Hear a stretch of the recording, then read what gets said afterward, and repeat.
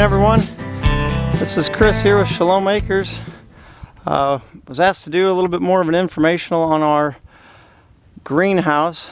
So we'll go ahead and start with kind of what we decided as a family. So as a family, we decided we wanted something a little bit larger than anything you could typically buy, at least economically. And the other part was we decided that we had some materials we could get for a low cost, actually free in most circumstances. So we wanted to see how we could put that all together. So we'll start with the base. This is one area, we've got railroad ties down here all the way around. And the railroad ties are, the whole outside circumference of them is 20 foot by 19 foot, which would be the outside dimensions of the greenhouse.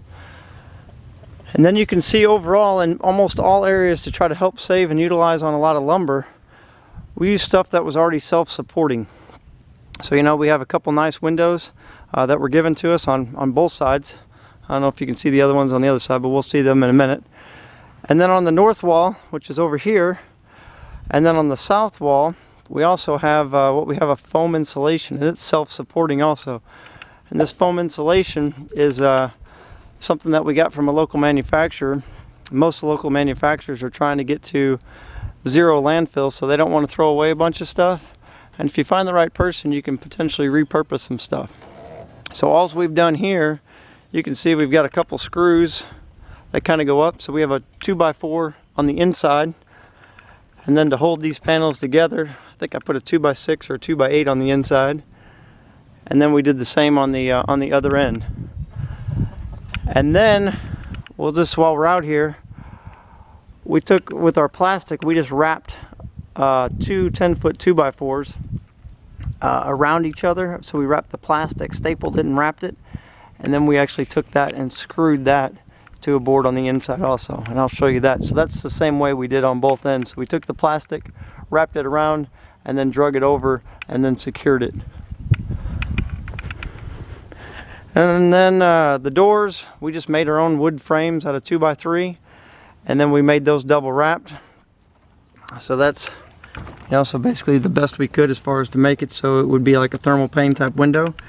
And you can see on the bottom down here, we did this on all the parts that we had that were exposed, because this is actually in our chicken pasture, because we wanted to make sure the chickens wouldn't peck the plastic. And, we did that all the way around the bottom part, so that way we figured it wouldn't interfere with any light, but it was also protect us, and that seemed to work out real well. So here's what we've got, like I was describing on the outside. So we have a 2x4 over here, a 2x6, and then another 2x4, and then we've just got a main header that runs just right across the top. So that's pretty much that wall, and then we just replicated that over here on this wall. So the other wall that we just showed was 8 foot tall. This wall here is 4 foot tall, and this is on the north side. And you can see, you can probably see the really bright spot right up in here is the sun right now. So we don't ever have to worry about the sun. The sun's always kind of in this trajectory. So we decided that we were feeling good about putting the south wall with a self-supporting wall like this, because we did not think it would impact us much at all from a sunlight standpoint. And then you can see, the other big part was, like I talked in the last one, we ended up putting these beds all the way around, because what I found was when I put that railroad tie up on the outside, because I didn't dig it in, it was actually allowing a lot of air to leak through. That was one of the main problems we fought last year as far as to keep this warm. And the other reason why, for keeping this warm, I really don't want to use an external heater. But we do have power that we ran in through here just with an extension cord.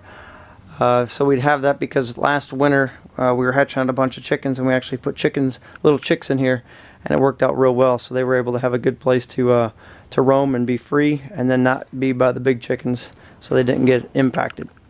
And that was something else we were thinking about doing this year, was how at nighttime can we get our chickens in here, so then that way they'll produce the heat, so we still don't have to have anything in here as far as any kind of heating source.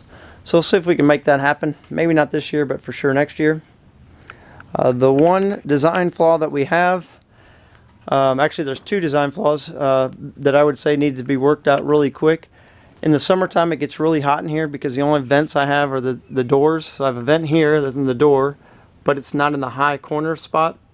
So I need to add a vent, maybe a little solar powered power vent, maybe in this corner and in this corner. Because right now what we do in the summer, all we do is just keep the two doors open, and it gets too hot in here. There's not, it just doesn't flow through here real well, the air. And the other part is the roof. Don't think that the roof is going to hold up long term to any snow load or anything like that, because we really feel like last year was a nice, more of a mild year for us.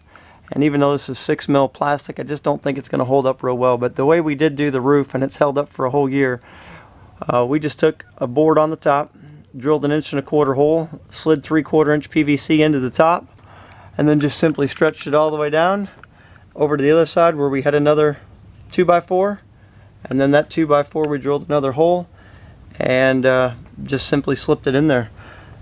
So this is some material again that we got out of a chicken house for real cheap. And so we built this whole greenhouse, like I said on the last video, for $200, but $100 of it was the plastic. And if I wouldn't have bought a 100-foot roll of plastic, we probably would have got this done for about $125. So feeling really good. And all this wood down here that we've gusseted and done everything, that's just to help support it. It's all anchored in down to the railroad ties, because the railroad ties are real heavy, and that's holding everything together as far as from a bottom load weight standpoint. And then you can see the corners, they're gusseted real well also to tie it in. So the top is the only part that we have that's single pane. All the side walls are either double pane or a foam panel. And that's just a quick rundown of the greenhouse. What I would encourage folks to do is, there's no real need, in our opinion, to go out and spend a bunch of money on a greenhouse.